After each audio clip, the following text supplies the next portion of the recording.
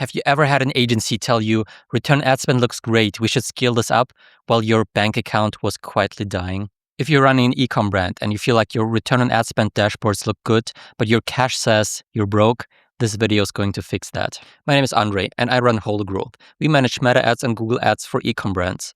And on a call recently, a founder told me that their customer acquisition cost target is $80 based on a 2.5-month payback period.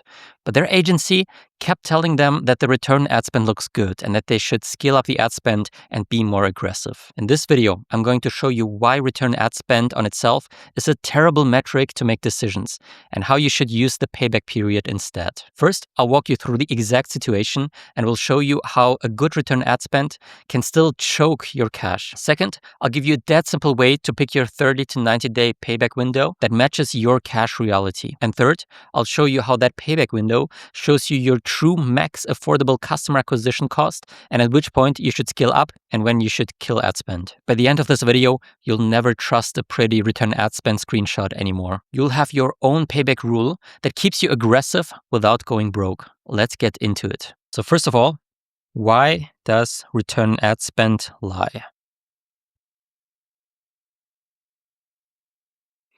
So let's walk through the example of the founder that I was talking to. So it was a ready-made meal business. So they were selling ready-to-eat healthy meals and shipping them nationwide. And their agency was bragging about the return ad spend. They were very, very confident that they're getting amazing results, that they want to scale up ad spend. But the founder wasn't so confident about that. He wasn't sure that they're really acquiring new customers profitably. So they were spending about $50K per month on the ads.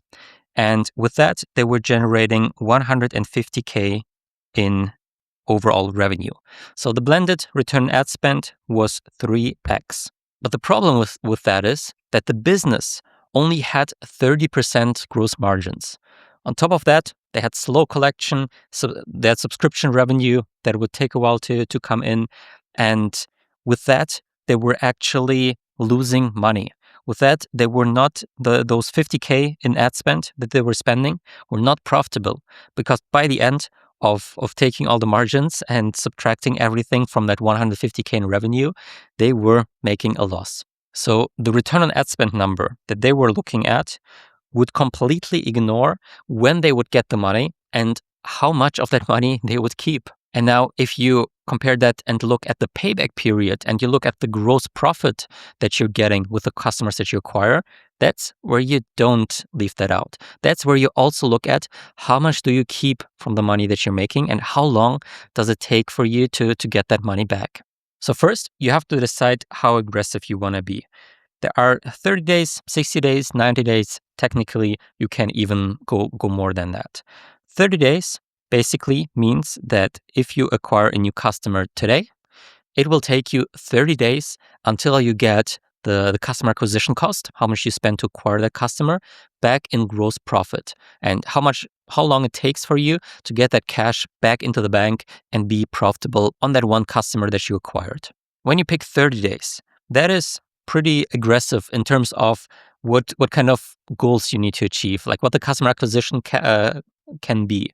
It basically means you need to have very strong margins and also good customer acquisition cost. Because you cannot be too aggressive. Like if you acquire a new customer today, you have to make sure that in 30 days they're profitable. And a lot of subscription businesses, subscription businesses are not able to afford that. They know that they have to lose money on the customer acquisition and then wait for longer than 30 days until that customer turns profitable. So 60 to 90 days is where most businesses land.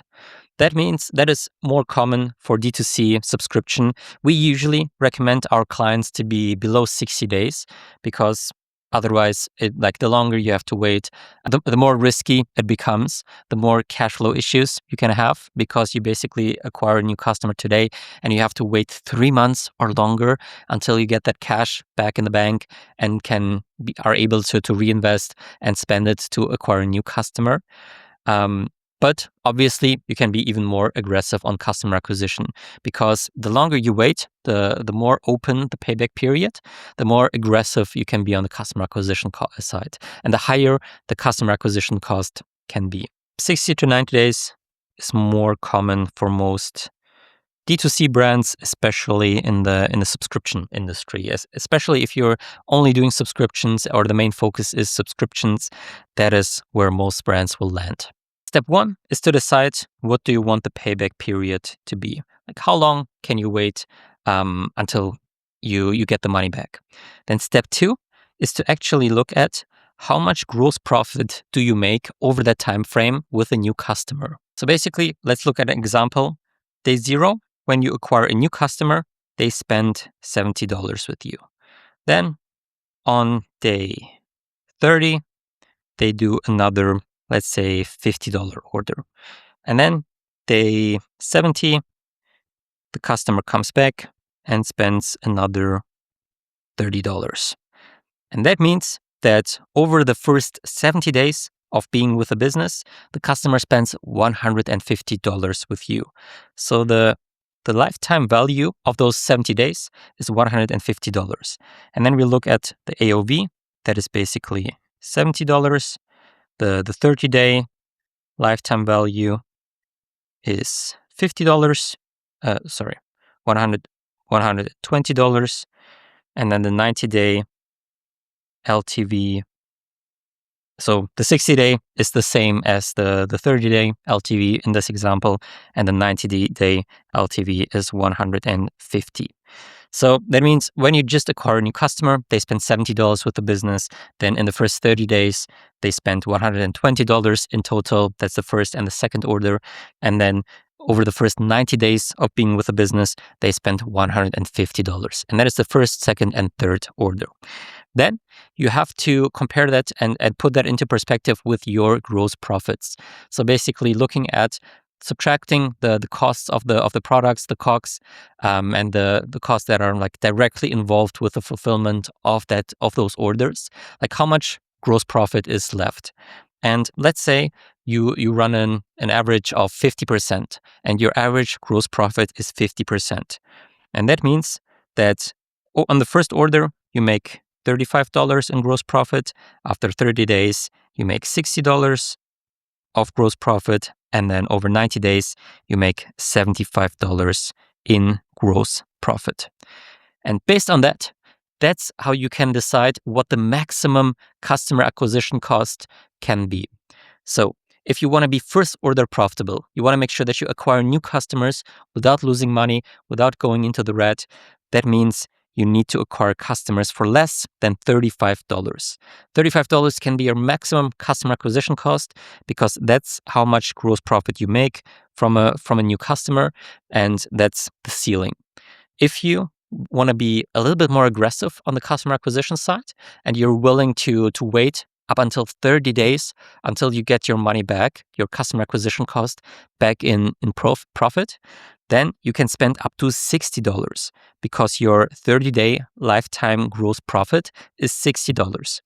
And then if you even want to be more aggressive than that, and you're willing to acquire a new customer at a loss and wait 3 months until you get that money back, that's where you can spend up to $75, because over 90 days of a customer being with a business, they spend $150 with the business. That's $75 in gross profit if your gross margins are 50%. And that means you can spend a maximum of $75 to acquire a new customer. And that would basically look like you spend $75 to acquire a new customer. In the beginning, you lose $35 because they only spend those $35 with you.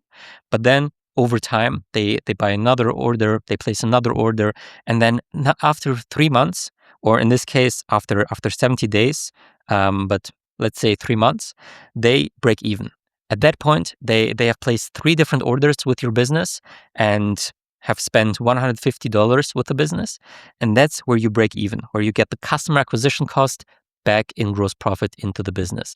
And from then on, if the customer keeps coming back and if the customer stays with the business longer, that will be a bunch of additional profit. That's where you make all the profit margin. That's where the customer really becomes valuable for the business and profitable for the business. Ideally, obviously, you shouldn't spend all of the gross margin on acquiring that customer. We usually recommend 70 to 80% just to have some room to play and some guardrails in place. So that means if you want to have a 30-day payback period, you take 70 to 80% of those $35 that you have here. If you want to have a 60-day that is if you want to be first order profitable.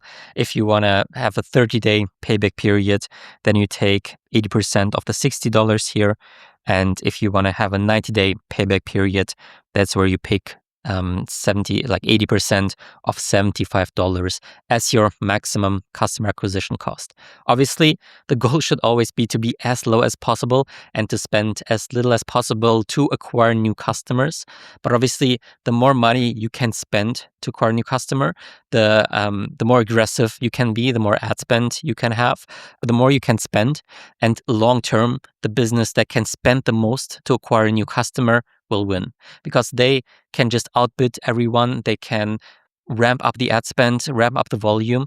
And if there's one business that can only spend $20 to acquire a customer and another business that can spend $70 to acquire the same customer, the one with $70 will always win, because they will be way more aggressive and can just outbid all the other competitors. So the founder that I was talking to decided on a 2.5-month payback period. That means he wanted the customer acquisition cost to have it back into the business as gross profit in 2.5 months after acquiring a new customer. 30 days, 60 days was not aggressive enough, and he couldn't spend enough. He wanted to be more aggressive, but 3 months was a little bit too aggressive, and that was where it became too risky for him based on his business cash flow and the risk profile. So he decided 2.5 months payback period was the right approach for his business. So we basically looked at how much does the average customer spend over the first 75 days of the business. So when someone new comes into the business, in the first 75 days, how much do they spend? And what is the gross profit of that? So basically, if the revenue is $400 and they over the first 75 days, they spend $400 and the gross profit margins are 50%, that means $200 is the gross profit over those 2.5 months. So in that example, it was $200. The gross profit, over 75 days was $200. And with that was the absolute maximum, the absolute ceiling of what the brand could afford to acquire a new customer, and what was like in the goals for them to as the ceiling in terms of customer acquisition cost. Obviously, as I mentioned, we want to have some buffer there. We don't want to have that as our target CPA if that is the maximum ceiling. So for this client, it's more in the $150 to $160 range. That is the customer acquisition cost that the agency and the brand should shoot for them to still have enough room to play if suddenly it goes up, if suddenly performance goes down, if suddenly something happens and they have to another expense coming up, whatever might happen in business, there's always something going on. But that is the customer acquisition cost that is healthy, and at that point they should, if it's that or below that, they should scale. If it's above that, they shouldn't scale. And if then you see that the agency is scaling up ad spend and spending more on ads, even though the customer acquisition cost is above those $150 and $160, that means they're not operating in the best interest for the brand. That means they're not adhering to the goals. They're not looking at the numbers that really matter, because the return ad spend inside the ad manager could be whatever. It could be 3x, 4x, 5x. It doesn't matter if the customer acquisition cost is higher than what the goal of the business is. Because with advertising platforms, you have a lot of shit going on. There can be over-reporting. It could be existing customers. It could be branded terms. It could be like ultra long attribution windows that all just make the numbers look way better than they really are, and make the results look good on the screenshots, on the ad dashboards. But in reality, they don't lead to the best long-term results for the brand. So the clear rule has to become for you and for everyone, for the agency, for everyone in the business, that we only scale if the customer acquisition cost is below $160 and the payback period is below 2.5 months. Because obviously on the customer cohorts, something could switch, something could change. Suddenly the LTV goes down, the CAC goes up. And then even though you're below the $160, maybe suddenly the payback period is worse. Maybe your profit margins changed.